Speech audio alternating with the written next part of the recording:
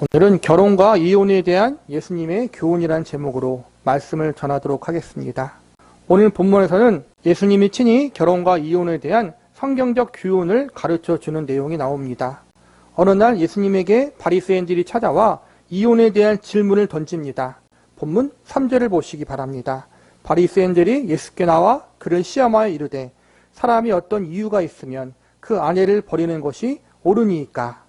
바리새인이 이 질문을 던진 것은 예수님께 정말로 결혼과 이혼에 대한 성경적 가르침을 구하기 위해서가 아니라 예수님을 정치적인 함정에 빠뜨리기 위해서였습니다. 당시 유대민족은 헤롯이란 왕이 다스리고 있었습니다. 그런데 이 헤롯 왕이 가정적으로 문제가 있는 사람이었습니다.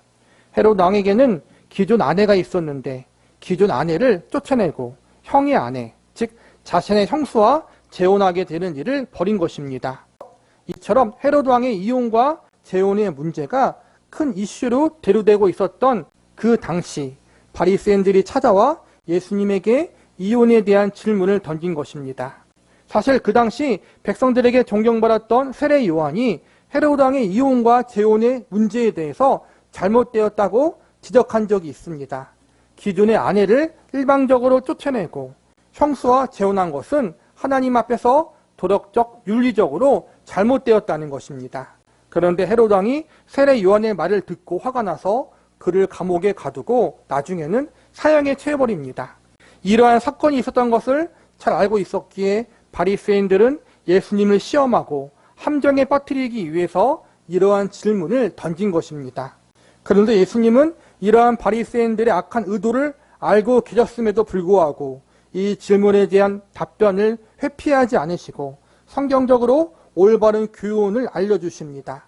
바리새인들이 잘못된 의도와 나쁜 마음을 가지고 예수님을 시험했지만 예수님은 이 문제로 인해 혼란스러워하고 있었던 이스라엘 백성들에게 하나님이 본래 가지고 계셨던 결혼과 이혼에 대한 올바른 성경적 가르침을 알게 해주시는 기회로 삼으십니다.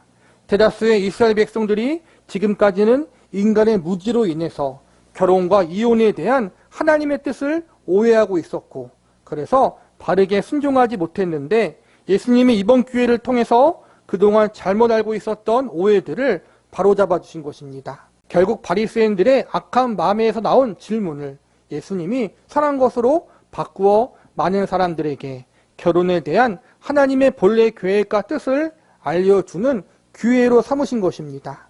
이처럼 죄인들은 끊임없이 하나님과 예수님을 악하게 시험하지만 하나님과 예수님은 모든 것을 합력하여 선을 이루시는 전지전능하신 분임을 우리는 알아야 합니다.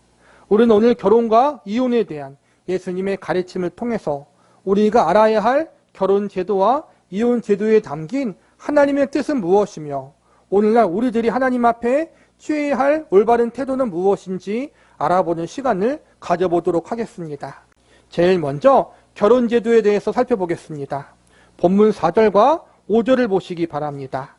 예수께서 대답하여 이르시되 사람을 지으신 이가 본래 그들을 남자와 여자로 지으시고 말씀하시기를 그러므로 사람이 그 부모를 떠나 아내에게 합하여 그 둘이 한 몸이 될지니라 하신 것을 읽지 못하였느냐. 여기서 보면 하나님의 사람을 지으시고 남자와 여자가 부모를 떠나 한 몸이 되게 하셨다고 나와 있습니다. 즉 결혼 제도란 인간의 본능이나 인간의 사회적 기능을 유지하기 위해 인간이 만들어낸 제도가 아니라 하나님이 직접 만드신 제도라는 것입니다. 하나님은 결혼 제도에 대한 선하신 뜻과 계획을 가지고 계셨습니다. 하나님은 결혼 제도를 통해서 우리 인간들이 가정을 이루고 이 가정을 통해 행복하게 되기를 기대하셨습니다. 하나님 아버지의 은혜와 사랑을 결혼으로 인해 세워진 가정을 통해서 남편과 아내가 경험하고 그리고 이들의 하나됨으로 태어난 자녀들이 하나님의 은혜와 사랑에 대해서 더 깊이 깨닫고 알아갈 수 있도록 계획하셨습니다. 무엇보다 남편과 아내가 서로 하나가 되는 모습을 통해서 예수님과 성도의 영적 연합의 신비함을 배울 수 있도록 계획하셨습니다. 이처럼 결혼제도는 단순히 종족 번성과 유지라는 기능 때문에 만들어진 제도가 아니라 하나님의 선하신 뜻과 계획을 이루기 위해 하나님이 직접 제정하신 거룩하고 아름다운 제도인 것입니다. 그렇다면 하나님이 만드시고 제정하신 성경적 결혼제도의 올바른 모습은 어떠한 모습일까요? 제일 먼저 결혼은 남자와 여자, 이성 간의 만남으로 이루어지는 것임을 알아야 합니다. 4절에 보면 하나님이 남자와 여자를 지으셨다고 나와 있습니다. 이어지는 5절에 보면 그 둘이 한 몸이 된다고 나와 있습니다. 즉 결혼은 남자와 여자, 이성 간에 이루어지는 제도입니다. 오늘날 이러한 성경적 가르침을 부정하고 남자와 남자가 혹은 여자와 여자가 동성 간에 결혼을 할 수 있다고 주장하는 사람들이 많아졌습니다. 실제로 많은 나라에서 동성 간의 결혼을 합법화하고 있고 심지어는 아이들이 다니는 학교에서 동성 연애나 동성 결혼이 매우 정상적인 일이고 옳은 일이라고 가르치는 곳도 점점 늘어나고 있다고 합니다.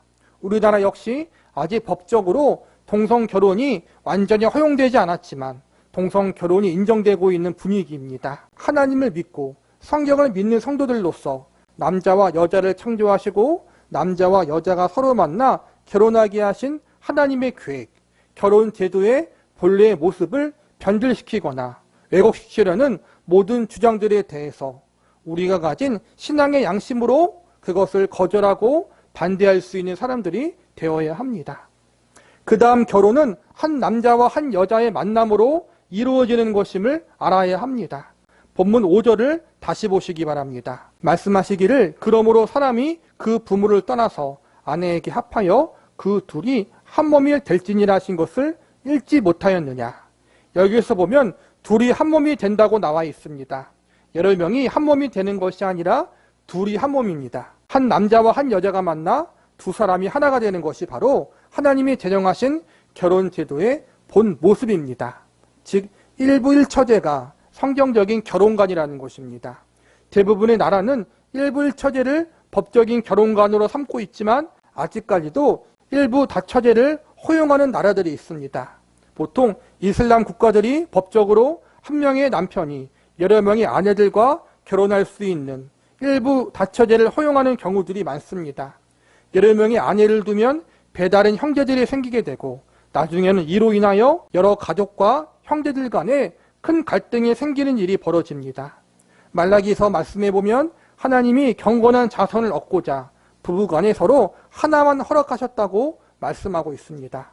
경건한 자손이란 하나님이 본래 가지고 계셨던 올바른 결혼과 부부관계를 통해 얻게 되는 자녀, 일부 일처제를 통해 태어나게 되는 자녀를 뜻합니다.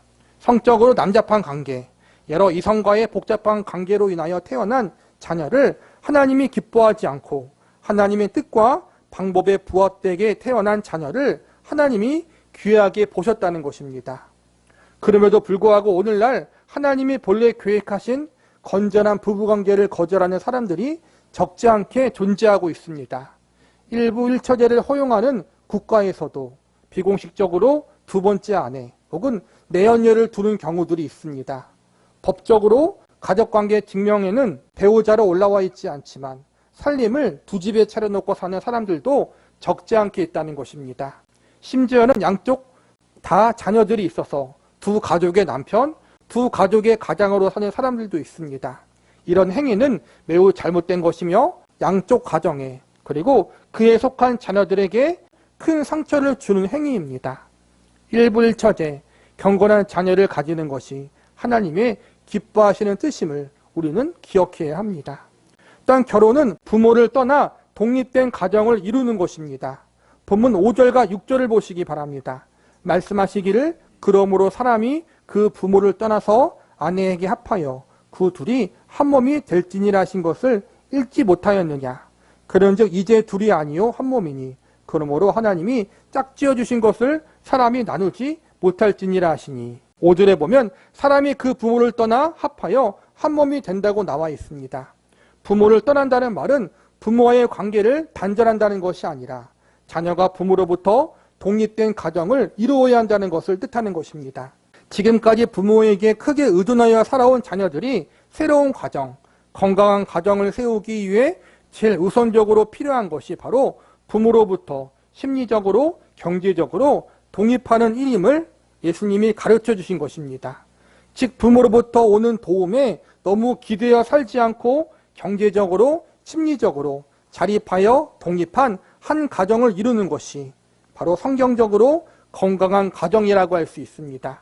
결혼을 했지만 여전히 부모의 그늘을 벗어나지 못하는 가정들이 있습니다. 결혼한 자녀들이 부모의 도움에 너무 의존한 나머지 경제적인 독립, 심리적인 독립을 하지 못하는 경우들이 있는데 이런 점을 조심해야 한다는 것입니다. 자녀들이 결혼하면 새로운 가정을 이루는데 기존 부모들의 간섭으로 부부 사이에 갈등을 겪는 경우들이 상당히 많습니다. 아들이 결혼했는데도 끊임없이 아들을 조종하는 어머니들 때문에 생기는 고부 갈등도 한국 사회에서는 생각보다 심각합니다. 또 오늘날에는 반대의 경우 딸이 결혼했는데 결혼 이후에도 부모가 딸을 계속해서 과보호하는 문제가 생겨 남편과 처가 식구 간에 갈등이 생기기도 합니다. 그러나 이러한 모습, 결혼한 자녀의 가정에 대한 부모의 지나친 간섭은 성경적으로 잘못된 것입니다. 6절에서 한 몸이고 하나님이 짝지어 주신 것이기 때문에 사람이 나누지 못한다고 나와 있습니다. 즉 부모를 떠나 남자와 여자가 만나 결혼했으면 이 관계는 하나님이 짝지어 주신 것이기 때문에 어느 누구도 함부로 간섭해서는 안 된다는 것입니다. 부부의 연합에는 부모는 물론 자식도 함부로 끼어들 수 없다는 것입니다. 부부는 서로가 떼려야 뗄 수 없는 깊은 관계로 묶여있는 사이입니다. 하나님이 그렇게 만드셨습니다. 그러므로 자녀들이 장성하여 결혼하게 되면 부모는 진심으로 그들을 축복하며 이들을 떠나보내 주어야 합니다. 결혼한 자녀들이 경제적, 심리적으로 독립하고 스스로 자립하는 가정이 될 수 있도록 또한 하나님 안에서 서로 온전한 하나됨을 이룰 수 있도록 옆에서 응원해주고 기도해줄 수 있는 저와 여러분이 되기를 기도합니다. 마지막으로 이혼제도에 대해서 살펴보겠습니다. 오늘 예수님의 결혼과 이혼에 대한 교훈과 가르침의 시작은 바리새인들의 질문, 이혼에 합당한 이유가 있으면 아내를 버려도 되는가에 대한 질문에 의해서 시작되었습니다. 본문 3절을 다시 보시기 바랍니다. 바리새인들이 예수께 나와 그를 시험하여 이르되 사람이 어떤 이유가 있으면 그 아내를 버리는 것이 옳으니이까? 이 질문에 예수님은 옳지 않다고 말씀하십니다. 왜냐하면 이혼은 하나님의 뜻이 아니기 때문입니다. 그런데 구약의 율법에 보면 아내에게 술취되는 일을 발견하면 이혼 증서를 써서 내보내라고 기록되어 있습니다. 즉 구약의 율법에 이혼을 하게 될 시 이혼 증서를 써 주어야 한다라는 말씀이 기록되어 있는 것으로 보아 하나님이 이혼 제도를 인정하시고 허락하신 것임을 알 수 있습니다. 율법에 기록된 문자로만 보면 이혼 제도가 마치 하나님의 뜻인 것처럼 오해할 수 있는 대목입니다. 그러나 예수님은 이혼 제도를 하나님이 허락하신 이유를 알려주십니다. 본문 7절과 8절을 보시기 바랍니다. 여짜오되 그러면 어찌하여 모세는 이혼 증서를 주어서 버리라고 명하였나이까? 예수께서 이르시되 모세가 너희 마음의 완악함 때문에 아내의 버림을 허락하였거니와 본래는 그렇지 아니하니라. 이혼이 하나님의 뜻이 아니라면 왜 하나님이 구약의 율법에 이혼에 관한 법을 제정해 놓으신 것입니까?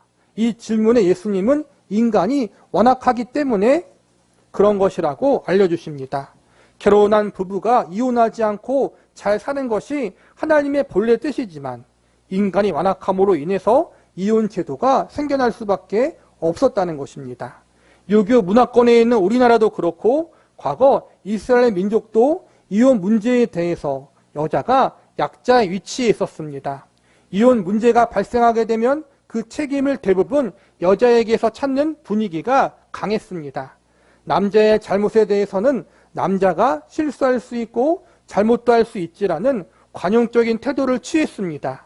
반면 여자의 작은 잘못에 대해서는 이혼 당할 만큼의 큰 죄라고 여길 정도로 여자의 실수에는 매우 인색했습니다. 즉 일반적으로 이혼을 하게 될 경우 남자의 잘못을 따지기보다 여자의 잘못이 더 많다고 여겼다는 것입니다. 이로 인해서 남자들에게는 이혼과 재혼은 큰 흠이 되지 않았지만 여자에게 있어서 이혼과 재혼은 매우 큰 흠이고 부정적인 사건으로 인식되어졌습니다. 이스라엘 백성의 남편 중에는 이러한 사회적 분위기를 악이용해서 아내가 마음에 들지 않는 경우 아내의 작은 실수와 잘못을 트집잡아 이혼을 요구하기도 했습니다. 어떤 경우에는 새로운 여자와 재혼하기 위해서 기존 아내의 작은 흠을 트집잡아 쫓아내는 경우도 있었다고 합니다. 과거에는 여자가 사회적으로 약자였기 때문에 이혼당한 여자는 생계적인 부분에서 살아갈 길이 막막합니다.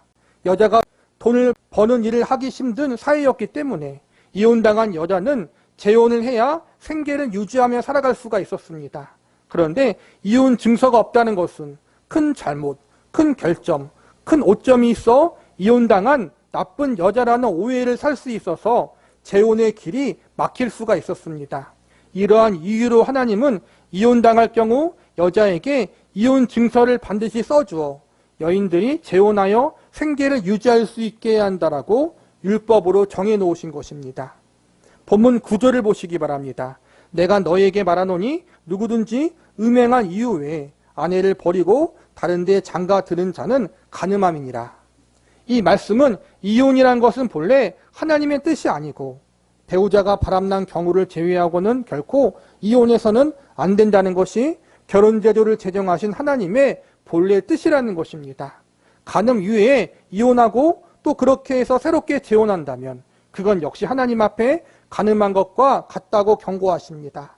사실 간음을 하면 율법상 죽임을 당해야 했습니다. 원칙상 간음은 곧 죽음이었습니다. 돌에 맞아 죽어야 합니다. 그러니까 결혼 생활에 대한 하나님의 본래적 뜻은 죽음이 서로를 갈라놓을 때까지 유지해야 하는 것입니다. 말라기 2장 16절에 보면 하나님은 이혼을 미워하신다고 말씀하십니다. 물론 이 말은 하나님이 이혼한 사람을 미워하신다는 뜻이 아닙니다. 하나님은 이혼한 사람도 사랑하십니다. 그리고 이혼한 사람의 상처가 하나님 안에서 치유되고 회복되기를 바라십니다. 그러나 하나님은 이혼 그 자체를 미워하십니다. 왜냐하면 이혼이 하나님이 기뻐하시는 결혼을 파기하고 가정을 향한 하나님의 선한 계획을 무너뜨리기 때문입니다. 아름다운 믿음의 가정을 통해 우리들이 누릴 수 있는 기쁨과 행복을 빼앗아 가기 때문입니다. 결혼은 신성한 것이고 거룩한 것입니다. 남편과 아내의 관계, 부부 생활과 가정 생활도 하나님 앞에 소중하고 존귀한 것입니다. 그러나 우리의 완악함으로 인해서 우리의 죄악성으로 인해서 이 아름다운 것들이 무너지고 파괴되어지는 위기를 우리는 겪고 있습니다. 혹시 결혼 생활 가운데 위기를 겪고 있다면, 부부관계에서 아픔과 상처를 겪었다면 회복을 위해서 하나님 앞에 나오시기 바랍니다. 결혼 생활의 위기를 겪고 이혼이 발생한 가장 큰 원인은 우리 속에 있는 완악함 때문입니다. 우리의 죄가 원인인 것입니다. 하나님이 짝지어 주신 부부관계를 흔들고 아름다운 가정생활을 무너뜨리는 모든 욕망의 밑바탕에는 바로 죄가 있습니다. 하나님이 계획하신 아름다운 결혼의 모습, 하나님이 정해놓으신 건강한 가정생활의 모습에서 벗어난 우리의 죄악된 모습들과 행동들을 우리가 진심으로 뉘우치고 회개한다면 예수님의 십자가의 은혜가 그 모든 허다한 죄와 허물을 용서해 주시고 다시 회복할 수 있도록 역사해 주실 것입니다. 그러므로 우리는 하나님의 용서와 회복의 은혜를 구할 수 있는 사람들이 되어야 합니다. 우리의 결혼생활과 가정생활이 예수님이라는 든든한 반석 위에 견고히 설 수 있도록 기도하시기 바랍니다. 이미 한번 결혼생활의 깨어짐의 아픔을 경험한 분들이 계시다면 그 상처와 아픔이 예수님 안에서 잘 봉합되어지고 치유되어질 수 있기를 기도하시기 바랍니다. 그래서 다시 우리의 가정이 하나님 보시기에 합당한 믿음의 가정으로 우뚝 세워질 수 있기를 간구하시기 바랍니다. 완벽한 결혼생활, 완전한 가정은 존재하지 않습니다. 어떠한 부부든 어떠한 가정이든 아픔이 있고 상처가 있고 흔들림이 있습니다. 중요한 것은 이러한 연약함 가운데 우리가 끝까지 누구를 의지하느냐입니다. 우리 부부가, 우리 가정이 예수님을 주인으로 삼고 그분을 끝까지 의지할 수 있기를 바랍니다. 예수님 안에서 모든 가정의 구성원이 하나가 되어지고 남편과 아내가 하나님 앞에서 거룩하고 순결한 결혼생활, 부부 생활을 이어나갈 수 있도록 하나님의 도우심을 간절히 구하시기 바랍니다. 부모된 입장에 계신 분들은 과거 우리의 실수와 실패, 우리의 넘어짐과 아픔이 사랑하는 우리의 자녀들과 후손들에게 이어지지 않기를, 우리가 겪은 아픔과 고통의 사슬이 하나님 앞에서 끊어질 수 있기를 기도하시기 바랍니다. 우리의 힘과 능력으로만 우리의 결혼 생활과 우리의 가정을 지켜나갈 수 없습니다. 우리의 의지와 노력만으로 하나님이 원하시는 거룩하고 순결한 가정을 세워나갈 수 없습니다. 우리는 이 사실을 겸손히 인정하고 우리 자신이나 세상에 다른 것을 의지하지 말고 오로지 하나님의 은혜와 도우심을 의지할 수 있기를 바랍니다. 우리의 결혼 생활이 또 사랑하는 이들과 앞으로 세워질 우리의 자녀와 후손들의 가정이 거룩하고 순결한 믿음의 가정, 믿음의 부부로 세워질 수 있도록 하나님의 도우심의 은혜를 계속해서 구할 수 있는 저와 여러분이 되시기를 간절히 기도합니다.